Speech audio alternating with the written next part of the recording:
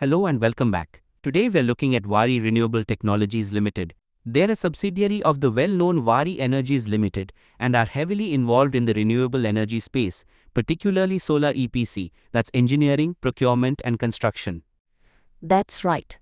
They're a significant player in India's push towards renewable energy. It looks like they've been quite busy, not just with projects but also some corporate restructuring. Indeed, so let's get into their latest numbers. We are looking at the audited financial results for the quarter and the full financial year ended March 31, 2025. The board approved these results on April 16, 2025. We'll be covering both the standalone and consolidated figures today. And it's important to note right off the bat, there was an amalgamation involving some subsidiaries. Sangam Rooftop Solar, Waaree PV Technologies, and Vasang Solar, which became effective during the year, with an appointed date back in April 2022. So the previous year's figures we'll discuss have been restated to reflect this, using the pooling of interest method. This makes the year-over-year comparison more meaningful. Good point. So kicking things off with the big picture, revenue and profits for the full financial year 2025 compared to the restated figures for 2024. How did they do? It's a story of massive growth. On a consolidated basis, revenue from operations jumped significantly to 1,59,775 lakh rupees for the year ended March 25, up from around 87,650 lakh rupees in the previous year. That's nearly an 82% jump. Wow, that's still a huge jump in percentage terms. Did the standalone results show a similar trend? Yes, very similar. Standalone revenue from operations was 1,59,746 lakh rupees, also up dramatically from about 87,618 lakh rupees. The amalgamation really brings the standalone and consolidated pictures very close now. Okay, massive top-line growth confirmed. What about profitability? Let's talk EBITDA first. I know it's not listed directly, but we can approximate it by adding back finance costs and depreciation and amortization to the profit before tax. How does that look? Doing that approximation, the consolidated EBITDA for fiscal year 25 comes in around 32,169 lakh rupees. That's a substantial increase from the roughly 21,134 lakh rupees. PBT 19,845.41 plus fin cost 676.60 plus DIPA 611.60 approximately equals 21,134 in fiscal year 24. And standalone EBITDA? Very close again, the approximation gives roughly 32,211 lakh rupees for fiscal year 25, up from about 21,136 lakh rupees. PBT 19,860.30 plus fin cost 676.54 plus DIPA 599.00 approximately equals 21,136 the year before. So strong operational profit growth mirroring the revenue surge. Now, let's look further down. Profit before tax, PBT, and profit after tax, PAT. Were there any surprises, maybe exceptional items? There was one exceptional item reported for fiscal year 25. It's a charge of about 402 lakh rupees related to interest paid on a GST liability issue, which we can discuss more later. So consolidated PBT before this exceptional item was strong at around 30,450 lakh rupees, 30,047.56 plus 401. 88 approximately equals 30,450 compared to 19,845 lakh rupees last year. After the exceptional item, the reported consolidated PBT stood at 30,048 lakh rupees. Okay, and the standalone PBT? Standalone PBT for fiscal year 25 was reported at 30,102 lakh rupees compared to 19,860 lakh rupees in the prior year, restated. Got it. How did this translate to the bottom line, the profit after tax or PAT? Let's use the net profit for the period figure. Consolidated net profit for the year was impressive at 22,892 lakh rupees, a significant jump from 14,522 lakh rupees in fiscal year 24. And the standalone PAT? Standalone net profit was also very strong at 22,949 lakh rupees for fiscal year 25. Compared to 14,548 lakh rupee the previous year. So both consolidated and standalone show very healthy profit growth year over year. What about earnings per share, the EPS? Based on the consolidated results, the basic EPS for fiscal year 25 was 22.00 rupees, up nicely from 13.95 rupees in fiscal year 24. That's solid growth reflecting the PAT increase. Did other income play a big role? Other income did increase compared to the previous year. Consolidated other income was 1,480 lakh rupees for fiscal year 25, up from 415 lakh rupees the year before. Standalone other income was 1,513 lakh rupees for the year, up from 446 lakh rupees. It's a contributor, but the core operational growth is the main story. Let's talk margins then. With revenue and profits growing strongly, how did the profitability margins hold up? Good question. Let's look at fiscal year 25. The consolidated approximated EBITDA margin calculates to about 20.13%, slightly down from about 24.11% in fiscal year 24. The consolidated net profit margin using net profit for the period was around 14.33% compared to about 16.57% last year. So margins are slightly lower despite the profit jump. What about standalone margins? Standalone margins show a very similar picture. Fiscal year 25 approximated EBITDA margin is about 20.16%, down from 24.12%. The standalone net profit margin is 14.37% compared to 16.60% last year. So while absolute profits soared, the rate of profitability saw a slight compression. Still healthy margins though. Okay, you mentioned that exceptional item. Can you elaborate on the GST issue noted in the report? Yes, Note 4 in the consolidated results and Note 5 in standalone explains it.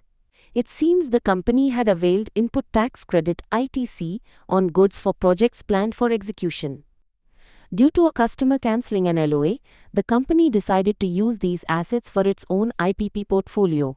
A GST investigation led to discussions where the company was informed the ITC couldn't be claimed. Consequently, they paid the GST liability of 1,112 lakh rupees, which the note states has been capitalized during the year. The applicable interest of roughly 402 lakh rupees was charged to the P&L as that exceptional item. Is this matter closed? The note explicitly states that as of the meeting date, April 16, 2025, the company had not received any formal order from the GST department. So while they've paid based on discussions, it seems the formal process isn't fully concluded yet. Right, something to keep an eye on. Let's shift to the balance sheet. Any major changes in assets or liabilities on a consolidated basis as of March 25? Significant changes, yes. Total equity reached 45,495 lakh rupees from 24,630 lakh rupees a year ago, driven by retained earnings.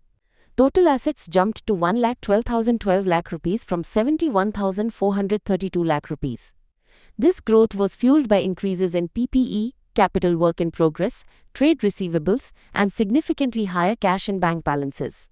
And on the liabilities side? Total liabilities also increased substantially. Non-current liabilities saw a modest rise, but current liabilities jumped to 61,294 lakh rupees from about 41,923 lakh rupees. The main driver here seems to be a large increase in trade payables. Okay, asset-heavy growth funded partly by increased payables and retained earnings. How does the cash flow look for the year on a consolidated basis? Cash flow from operations was very strong, coming in at 30,270 lakh rupees after tax, more than double the previous year's 12,791 lakh rupees. That's a great sign. What about investing and financing activities?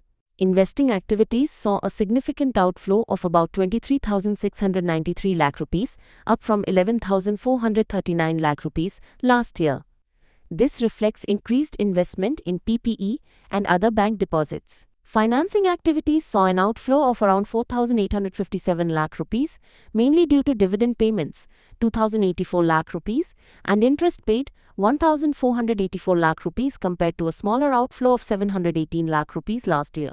Overall, cash and cash equivalents increased nicely during the year by about 1,720 lakh rupees. Strong operating cash flow supporting significant investments. Now let's break down the performance by business segment using the consolidated figures. How did EPC and power sales contribute? As expected, the EPC contract segment is the powerhouse. For fiscal year 25, It generated revenue of 1,57,236 lakh rupees and a segment result, profit before interest and tax, of 28,645 lakh rupees. This absolutely dwarfs the power sales segment. And the power sales segment? The power sales segment contributed about 2,538 lakh rupees in revenue and a profit of 1,808 lakh rupees. In terms of assets, EPC holds about 76,558 lakh rupees, while power sale has assets worth around 25,689 lakh rupees. So EPC is clearly the main driver. Summing up the performance, massive year-over-year percentage growth, slightly compressed margins, but still healthy. Strong cash generation, but with that one exceptional item hit related to GST interest. That's a fair summary for both standalone and consolidated views. The growth trajectory is undeniable. The exceptional GST item is a point of attention, especially noting the liability itself was capitalized. The underlying business performance looks very robust for fiscal year 25. The report also mentions several management changes and an internal auditor appointment. Yes, quite a bit of activity there. Mr. Sudhir Arya was appointed as an additional independent director, Mr. Sunil Rathi's role changed from non-executive to executive director, and Mr. Manmohan Sharma took over as the chief financial officer. On the other side, Mr. Mitul Mehta resigned as an independent director. Also, KC Mehta and Company, LLP were appointed as the internal auditors for the upcoming fiscal year 25-26. Seems like strengthening the team for growth. Now, crucial part, the auditor's report. What did KKC and Associates LLP have to say about these numbers? Any red flags like qualifications or adverse opinions? This is a key positive for both the standalone and consolidated financial results for the year ended March 31st, 2025. The auditors, KKC and Associates LLP, issued an unmodified opinion. That means they found the financial statements give a true and fair view and are free from material misstatement in accordance with the accounting standards. That's excellent news. An unmodified or clean opinion is what investors like to see. Any nuances? Just a couple of standard points. In the consolidated report, they mentioned relying on the audit work done by other auditors for one subsidiary, Vasant Solar One Private Limited, which is common practice. They also draw attention. Emphasis of matter is not explicitly stated, but they draw attention in the Other Matters section to the note explaining the amalgamation and the restatement of prior year figures, and the fact that the fourth quarter results are derived as balancing figures. But fundamentally, no qualifications, no adverse remarks.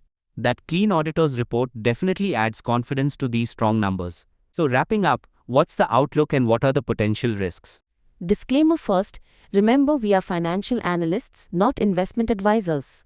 Please consult with a certified expert before making any investment decisions. Based on these results, the outlook appears positive. Waaree Renewable is clearly capitalizing on the growth in the renewable energy sector, showing massive expansion in its core EPC business and strong profitability. The clean auditor's report is a big plus. And the risks? Risks always exist. Execution risk on large EPC projects is inherent. Changes in government policies supporting renewables could impact the sector. Competition is fierce. And while the GST matter resulted in an exceptional charge, interest, and the liability was capitalized based on discussions, the lack of a formal order means it's a situation to monitor. Continued ability to manage working capital, especially with rising receivables and payables alongside growth, will also be crucial. Makes sense. So to conclude, Waaree Renewable Technologies delivered a very strong performance in fiscal year 25, marked by significant percentage growth in revenue and profits on both standalone and consolidated levels, primarily driven by its EPC segment. While margins saw slight compression, they remain healthy. Operating cash flow was robust, supporting increased investments. Importantly, the company received unmodified audit opinions for both standalone and consolidated results, adding credibility to the financials. The key things to watch are the successful integration and continued performance post-amalgamation, margin trends, working capital management, and the final resolution of the GST matter mentioned in the notes. excellent breakdown. A company showing impressive growth in a key sector, backed by clean audit reports. Thanks for walking us through it with the corrected figures. My pleasure. Accuracy is key. That's all for today's deep dive. If you found this analysis helpful, don't forget to like, subscribe, and share. Join us next time for another look into the world of finance.